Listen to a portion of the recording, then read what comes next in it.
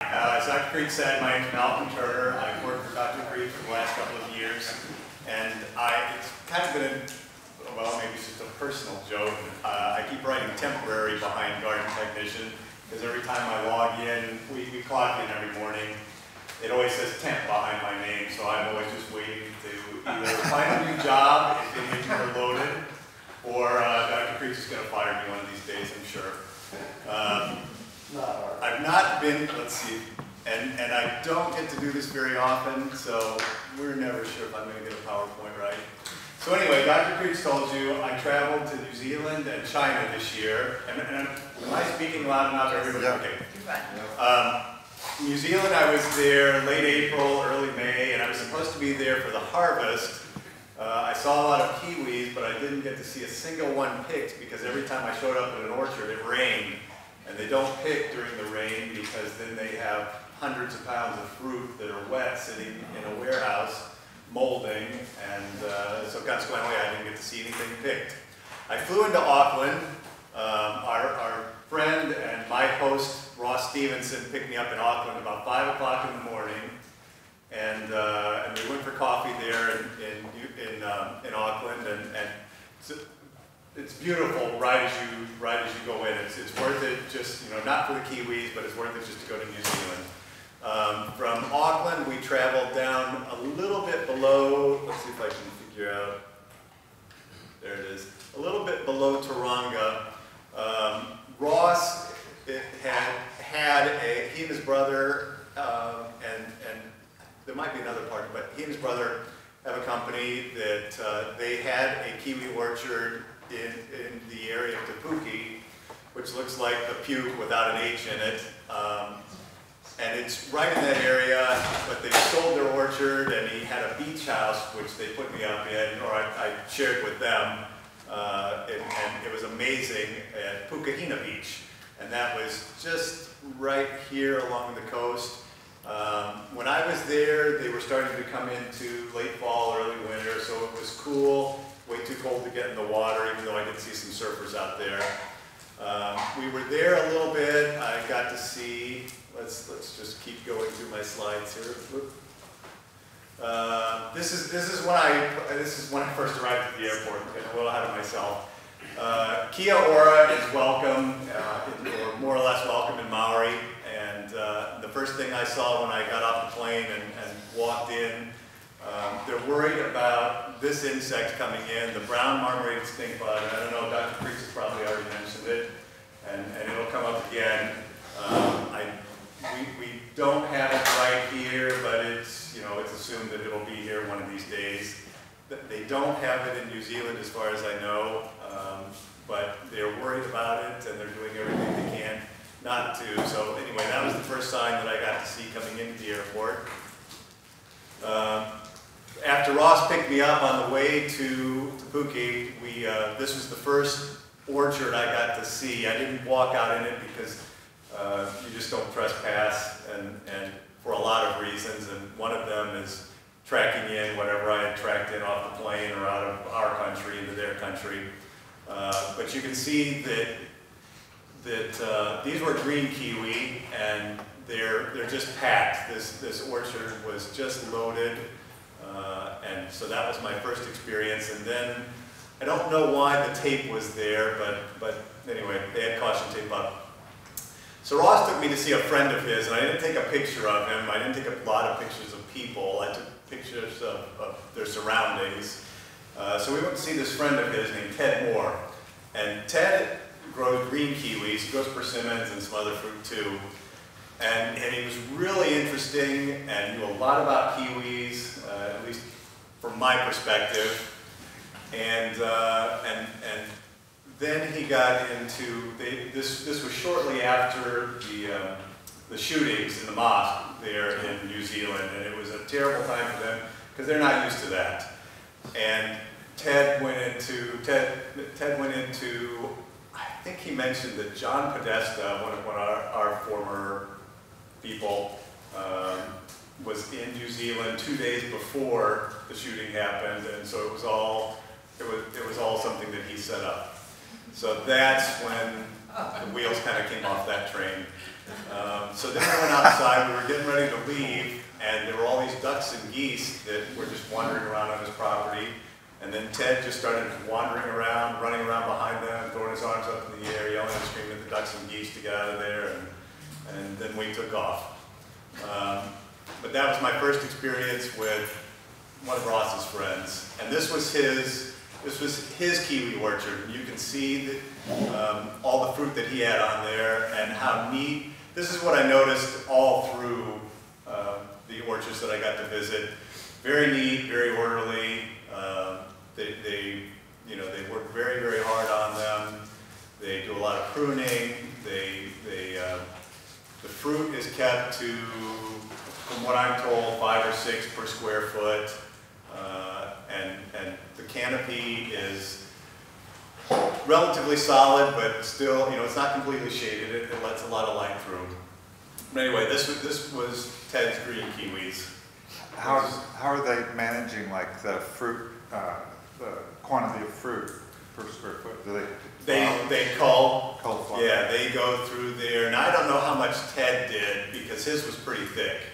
And the pictures that I showed before, it didn't look like they had been through and picked anything. Clint is really the one, when he gets up here and speaks, that he will be better versed in this. I'm not going to give you so much. Mine's more a travel log than the science behind it. I wish I knew more about it, but that's what I'm working on. But these had canopies over them too? No, these were not covered. No, I'm sorry, just the foliage canopy. Okay. Yeah. Now, I will show you some of that because they are working toward that, but that'll come up later. Okay, this was a little bit later. This was the Mahaka orchard. This is the last orchard that Ross and his brother own. They only own 50% of this, but I think it is 50 hectare, 100 acres, give or take a little bit. Is that? Yeah, Mahaka, I think it's like 55 hectares. Yeah. 2.46 acres to the game. It was for sale when I was there, and the other day when I saw Ross in China a couple of weeks ago, and he told me that the sale had gone through, but that it wouldn't close for a little while, so they still think that it's all right for me to come there and work for a couple of months. But anyway, this is not a terrific picture, but you can see what's different about this is and you may have already seen some pictures in Dr. Creech's, the teepee system that is what we call it, where we put risers up above the main level and grow some of the foliage up in the air. And you'll notice this throughout a lot of the growing. This is a better picture of it here. So how do you pick the fruit up there? You don't. That's not what you're doing there. You're growing, your fruit is going to be, let's see if I can do this again. Okay, your fruit is going to be under here. And all of this growth is going to be last year or the previous year. And I'm not sure, again, we're going to have to get to Clint on that one because I don't have a good answer on how long the vines continue to produce fruit. I manage orchards that are about 35 years old and still taking. Okay, so so it's not a matter of, that was something that we were wondering in the beginning was, do you go through and prune everything that you just picked fruit off, but you don't. You leave as much as is still good, and then my understanding is the vines that were growing up in the air, if you need fill-in vines, like you had some bad vines down below that didn't produce fruit or were weak producers, you cut those off and just throw them on the ground. And when you lower these vines, then they take the place of the fruiting vines from this year. So they don't grow fruit up there? No, that's all new growth this year. That's this year's growth, next year's crop. Correct. So all that flat area there is actually going to be taken out after the fruit will be taken out in the winter. And then the ones up on top are laid down. So Yeah. it's just up one here and then down the next. So yeah, you kind of rotate, but ideally what you want is one layer of vines and one layer of foliage above that. You don't want vines and foliage stacked layers deep because they're going to shade each other out. And I don't know the physiology that's going to go into that. I just know that that's not the way you want to do it. But the vines that are growing up in the air, those are simply replaced on vines that will come down in the winter, and you'll use them. They'll flower the next spring and fruit after that. So the same vines don't fruit every. Yeah, the same vine fruits every year. Shoots. We call it replacement cane pruning. Yeah. So that's the replacement cane growing up the string, and that's next year's crop. Right, but you don't necessarily have to use those, I think is what you're asking. If that plant that is growing all those vines up in the air, if all of the vines that are already laying flat or lying flat on the trellis system, if those were good and you were getting fruit on them and you were getting the quantities of fruit and you didn't have any flowering problems, there was no reason to prune them, you don't prune them. Now, I don't have an answer on, Clint, do you go through, if you have those vines up in the air and you don't need them, do you go ahead and prune those and get them out of there? I guess my comment would be that you've gone through the effort of creating those replacement canes, so they're your first choice. When the winter pruner is coming in and they drop the pole and pull the string, first choice will be those long, beautiful canes that developed in full sun, and then the second choice would be to fill the space with older, we call low vigor wood. Okay. But you can do most, if the stringing goes well, it's really, we call it paint by numbers, because you can, in theory, if the stringing goes well, you can just cut out all the old canopy, which gives you a lot of space to work with, drop the pole, pull the string, untangle it, and space them out. That's in a perfect scenario. When it doesn't go well, is what you're describing, you might be a little more creative about your wood type and how you're filling the canopy. Yes, sir. How do you get the ones growing up? How do you get them down? They climb. Well, the poles that they're attached, let's go. Wrong button. Okay. There's a 2x2 set. They use different methods or different materials, but basically we use a 2x2 piece of wood that's about 12 feet long, and it's attached to our poles that are in the ground. Now they have brackets, and I saw a couple of different kind of brackets. We've just bolted ours in, which makes a little more labor right in here. And so you unscrew them and drop the pole down and then take the string off the top. Ideally, you come up with a method that's less labor intensive, and what you want to really do, if you don't want to drop the pole down, is have the strings attached where you can just take them off. They're on a loop, and you can just take them off a hook and drop everything down. We haven't developed our best system yet for this. Do they grow like grapevine or round, whatever? And that's where the problem is, that you know, if they get up to this top area, they're growing in All around. Yeah, all around, and so that's why you end up dropping the pole. Just drop the whole thing down. There's a pole right here, Yeah. and on this picture, I can't really tell, but on some of them, there's a wire that runs down that's the main support wire for the vines, Right. and there's a little notch at the bottom of the pole, and that pole rests on it, and then the strings going out hold it in place. I prefer it on, just for what we're doing, I prefer it in a bracket on the pole, and I prefer the bracket just to have some kind of quick release where you can just drop the pole down, and I think that's the best, because you can see these, they're all over the place, and you're not going to be able to climb up inside, you know, you know. Is there a standard number of wires going up? Yeah, 16 strings aside. Yeah. Yeah, We want 16 canes. yeah. 16. And are they growing straight up from a No, center? it's at an optimum angle, which is kind of set by industry standards, so it's somewhere, it depends on your row width, but there's a steep angle that you want to achieve that they're growing at. And do you have is the primary growing straight up the center and then they're growing off? No, it should just be a piece of 2x2 in the middle, and then Okay. 16 strings traveling. Anything that is climbing up the pole is really just accidental. the primary trunk is going to be right here. Yeah. Now this one I can see going off, well, this one right here. Here's a trunk, Yeah. here's a couple of vines, cordons or leaders, Yeah. and there's a wire, a heavy cable Right. running down this row, and So it's like grading. kind of, yeah. Do you do 2 car lengths, left and right? Yes, you do, yeah. Approximately 9 feet, 10 feet each side. Yeah, depending on your plant spacing. And then that growth is all gonna stay. Correct. And on that, it will send up these vines, that's new growth in the spring, that's not gonna flower until next year. And it will grow all summer, and then during the winter, you drop that down when you're doing the pruning and getting this material out of the way. This material here is all from last year, and this is where all your fruit is gonna be. Is there a standard height for that pole?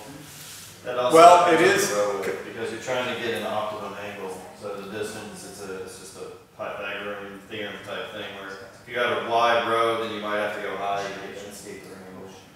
And while you're talking about that, address that a little bit, because I've had some confusion on that. When we first started talking about this, the optimum was to have it between 45 and 60 degrees. It's steep, yeah, it's really steep, and the reason is, you get secondary growth. So ideally what you would want is a single cane to travel up a single string, and for it to stay intact as a single cane.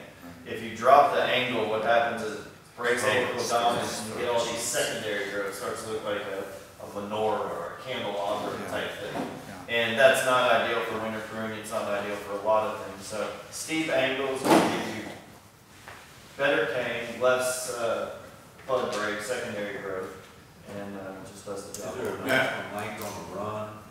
Maximum length Well, on I'm that. saying after your new growth and it drops. Well, yeah, so don't be too concerned about the very top of it, because what you actually do when you drop that pole, we call that the bird's nest. You're going to cut it about 2 feet below, you're going to get rid of the bird's nest, and you're still going to have canes that are probably a couple feet too tall. And so there's actually a surplus of cane. The widest string is probably 6 feet too long, and the center string is probably only a foot too long. So you've got all this surplus cane. So don't think too much about how you're going to untangle that top bird's nest. You end up just cutting it away. Yeah. Let's kind of hold Yeah. questions until the end. So, yeah, so this is, I'll just run through a lot of pictures. This is also at the Mahaka Orchard, and you can see the density of the fruit here. Ross is the one that told me 5 to 6 fruit per square foot gives, at least for them, gives them the optimum size that they want, which is roughly 100 grams. This is girdling. Clint will get into this more, but I just wanted to show a picture of what I saw, and there's a reason for it. There's a reason for everything that's going on here. This is two different types of windbreaks. Around the orchards that I saw, they used trees, and I've forgotten the names of them. Dr. Creech can help me out with this. But then there's also netting windbreaks, and they're actually moving more toward the netting windbreaks, where they're actually going to cover everything, and I'll show that in just a little bit. But I've got way too many. This is another, this is all in the Mahaka Orchard, and in the background you can see the wooden crates. They've gotten away from the wooden crates. Now they lease or rent plastic crates from the packers, and those will show up in just a little bit.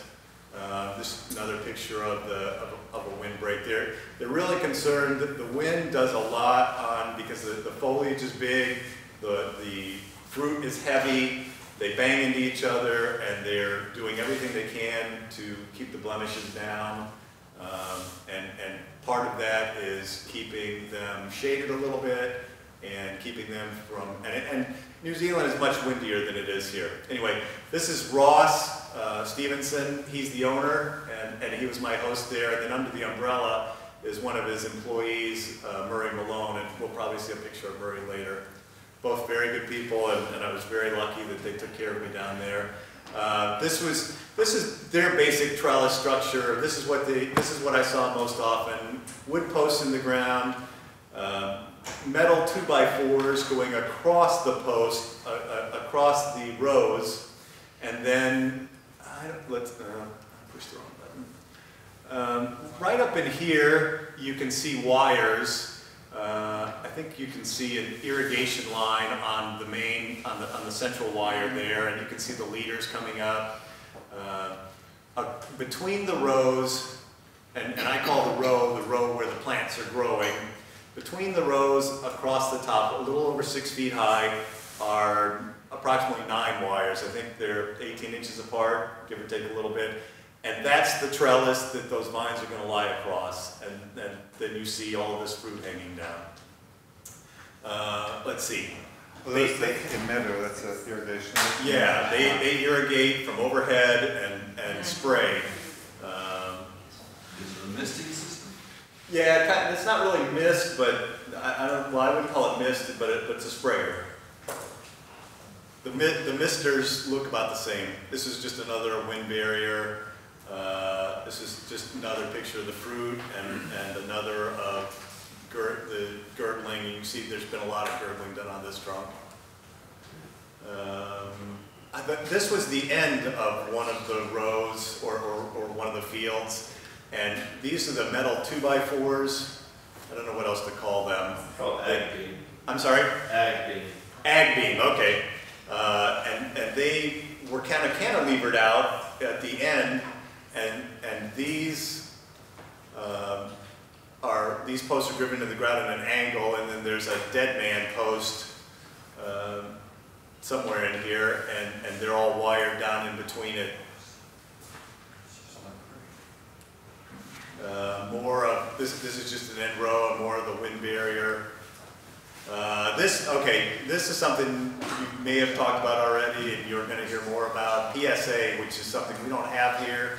We're assuming we'll get it one of these days, and my pronunciation is probably not going to be correct, but Pseudomonas syringae actinidia. Perfect. Thank you. I'm told that that what I'm seeing here is black spots on the. This is how you know that you got it. Black spots on the leaves with a halo around the spots, and it kills the plant back, kills the plant all the way back sometimes, and it's something they fight very hard. They fought very hard there in New Zealand, and you're going to hear a lot more about this, but that was just my picture. Is this It's a bacteria. bacteria? Yeah. This is a little more, okay, so here's the ag beam and wires, a little more of the structure of the trellis system, a little more in inside, and you can see there were some trees down here. These look, I don't know whether it was because it was fall or whatever, but you know, the wind barrier. This, and I don't know, let's see. I can't read it from here, but anyway, a Ferrari tractor. Is that an Oaxaca? Yeah, I know that tractor. yeah. I want that tractor, it's a Ferrari. Yeah, let me. There's the new packing crate that they're using. I was more interested in the tractor than I was in the crates. Anyway, they lease or rent them now from the distributor. This picture is a new orchard that's going in, and I don't remember the man's name. I didn't meet him, he wasn't there. But this is what they're doing, and it's all because of that brown marmorated stink bug. It's hard to tell, but that orchard is all going to be undercover. The mesh on there, and I didn't see anything growing on the outside, and my understanding is that mesh on there is enough to buffer the wind. And so they're not going to have to put up an organic wind barrier. And you can see gaps in there. They're going to seal up those gaps. I don't know exactly how all this works or how well it's going to work, but they're covering everything now. I've got several pictures in here. That's a little bit better picture. Those tall poles are probably 20, 22 feet tall, and that netting is going to be across the orchard and down the sides, and then they're going to bury it along the edges, and you can see all of the ends of the post. This is what the orchard looked like, more or less at Mahaka. This one doesn't have the ag beams across it, but it has everything else. So does that dead man post have some kind of crossbar on the bottom, or is it just driven in really deep? They drive them in. They don't dig holes. They have a driver. I didn't see that in operation. This was coming secondhand.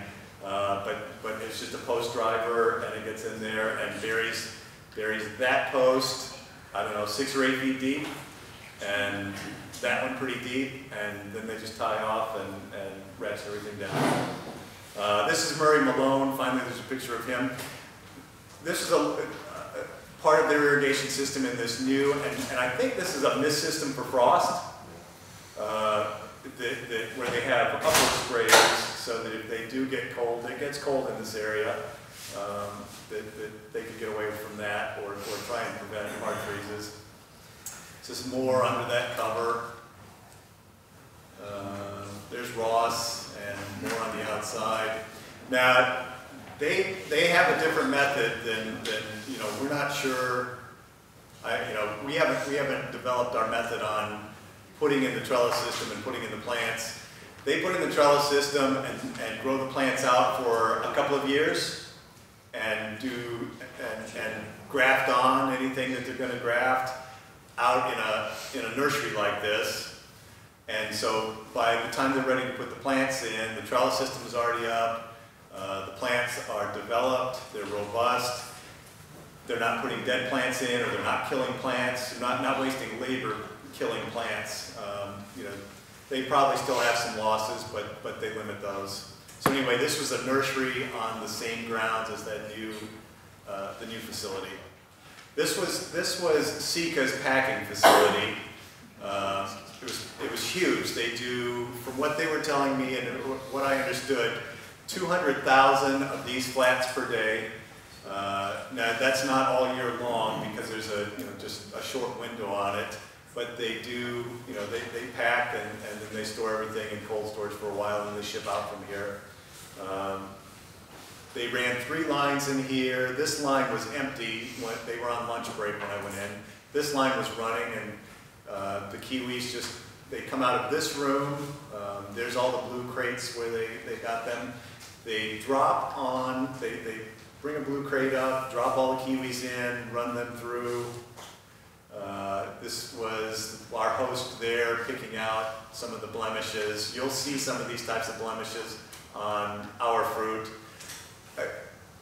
Was this a pollination or a petal problem or a leaf problem? They call it genetic deformity. They born to the hook. And so the kiwi, they sort them a little bit as they come through. They run through a brush. They go out into the main room. There are sorters to begin with, and after they sort them, then they go back onto this main line. They're weighed. Each one gets a stamp that says Zespri on it. So if you look at these, or you go to the grocery store, I think they wanted like a 95–96% rate of everything getting stamped. They're very big on making sure that their brand is out there. So that's what the main line looked like. All of these people were packing these boxes. They had 2 different areas. Or 2 different sides. Some were packing just bulk crates, and I think that was a bulk package. And then these over here were flats, and I think there were 33 in a flat. And I bought one at one of the Chinese grocery stores in Houston a couple of years ago for like $23 or $24. So anyway, this was one of my last orchards, and this was a kiwi berry, Actinidia arguta. That's raw standing in front of it. Let me go back. And let's see if I can. I think there's a berry. There's some berries in there. They're smaller. They look to me about the size of. There's a crab apple, but when the taste is fantastic. We have plants here. I don't know that we're ever going to get into fruit here. My sister-in-law outside of Washington, D.C. sent me a message yesterday asking if we had them, and then she looked at their farmer's market and found out that they had them, so she went to buy some, and I think, oh, I didn't get her picture in here. Anyway, she sent me a picture of some that she bought. They're, the skin is firm like an apple, but the flesh inside, at least for these, and these were pretty ripe, very, very soft, very juicy. It's a very sweet flavor. I liked it. And I like kiwis a lot, but I like this flavor better than I like kiwis.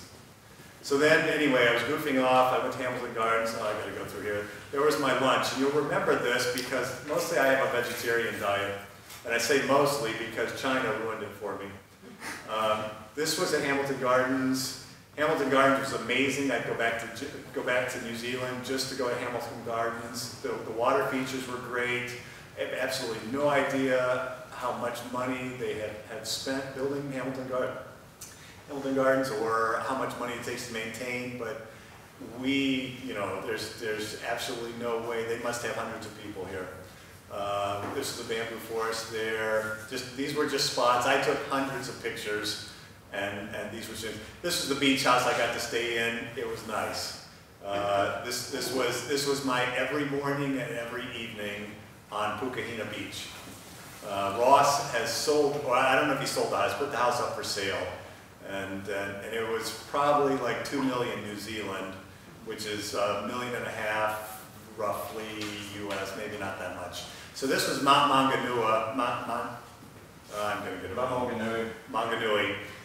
This was up on the mountain, and this was looking down on the beach. I live here. I ran a marathon while I was down there on Saturday morning. And then I got to China. I was in China just a couple of weeks ago, and they told me that some of the bathroom features would be a little bit different, and this is what I found in Changsha when I arrived in the airport, and sure enough, it's not that hard to work, actually. This was the outside of the Changsha airport. This was my hotel in Changsha. It was fantastic. It was only built in 2007.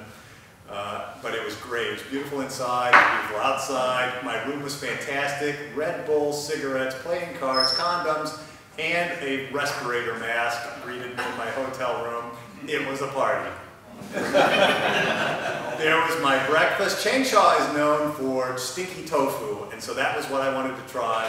I like tofu anyway. Whoops.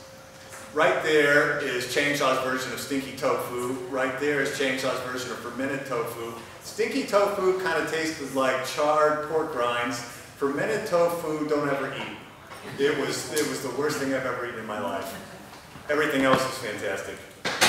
We went to the Yan'an, the Changsha Yan'an Biotech. This is not the name. They changed names. But anyway, to see Dr. Wong. Again, his bathroom. There's Dr. Wong and his kiwi research. We were bringing in plants, and we have plants from his work. He has 26 acres and a staff that they just grow kiwis like crazy. He's not so interested in the fruit. He wants to make sure that they're growing good fruit, but he's really more interested in the plant breeding. This is Mai, and I believe Mai is his wife, but I never really got a good clarification on that. But anyway, they were both very, very nice, great hosts. I took a few pictures. We started out with a program from Dr. Wong, and he showed us some of the varieties and what they look like and some of their tendencies. Then we went out in the field and saw a few of them. This is one that it's an easy peel kiwi, and they named it fairy fruit. This is what it looks like. It's not as attractive as the gold kiwis or the green kiwis, but it does peel very easily. Just some more shots in there. A shot of his wife. I think Mai is his wife. Walking through the kiwi fields. I was interested in seeing. Or wrap it up. Sorry.